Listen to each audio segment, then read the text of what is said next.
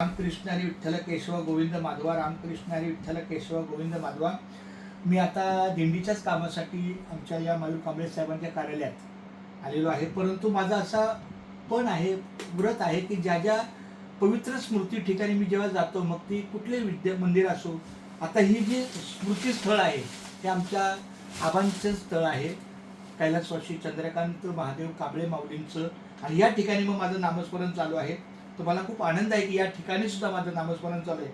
मी एक अशी स्वतःला सवय लावलेली आहे की गेट ऑफ इंडिया असो, विठ्ठल मंदिर असो, महादेव मंदिर असो, गणपती, कुठेही गेलं तर 1 मिनिटाचा व्हिडिओ असतो. तर रामकृष्ण हरी विठ्ठल केशवा गोविंद माधवा, रामकृष्ण हरी विठ्ठल केशवा गोविंद माधवा, रामकृष्ण हरी विठ्ठल केशवा गोविंद माधवा.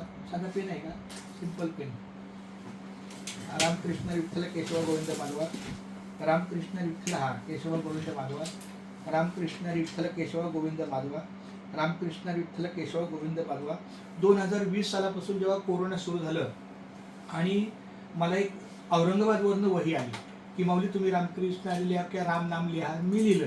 मग मला असं वाटलं की आपण का नाही लिहू नये. आणि हे चांगलंच आहे, कारण गाडीमधून येताना, गाडीतून जाताना, जाण्याचा 1 तास, येण्याचा 1 तास, सकाळी समजा 1 तास चाललो तर नंतर पुन्हा 1 तास, झोपण्याच्या अगोदर 1 तास, हे किमान दिवसातून 4 तास हे माझं लेखन असतं.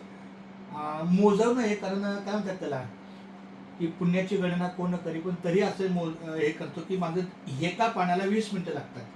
तशी 3 पानं म्हणजे 1 तास. मग जर मी 4 पानं 4 तास लिहितोय तर किमान 6 पानं होतात. मग 6 पानं म्हणजे एका महिन्यातले 5 दिवस. असं अशा पद्धतीनं चाललंय आपलं. चाले हे शरीर कोणाची या सत्ता कोण बोलावी तहारी विना. म्हणजे मी स्वतःला एक नियम लावलाय.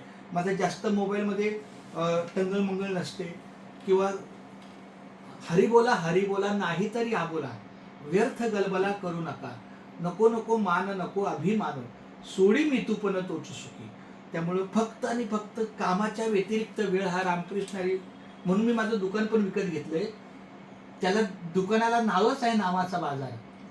म्हणजे दुकान जे खरेदी आपण विकत घेतलं मी 12 लाखाचं, शटर उघडायचं आणि ते तिथं बसायचं, कारण घरात बसून मिसेसचा आवाज, टीव्हीचा आवाज,